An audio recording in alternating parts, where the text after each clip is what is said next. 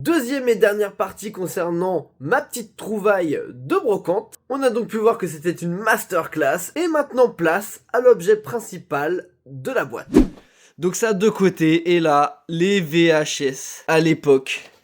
Collector je vous dis, avec les titres en français et en anglais. Regardez-moi ça, ça s'ouvre par le bas. Mais pareil, oula. Pareil, ils étaient pas rangés par ordre. Oh là là, il y en a encore une en dessous.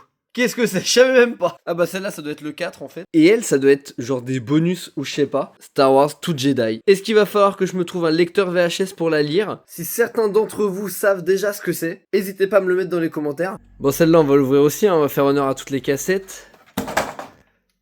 Hop là, la guerre des étoiles. C'est même pas écrit Star Wars, c'est écrit la guerre des étoiles. Ça sent le Chewbacca, ça sent le Millennium Condor. En tout cas, c'est incroyable. Je suis vraiment très content.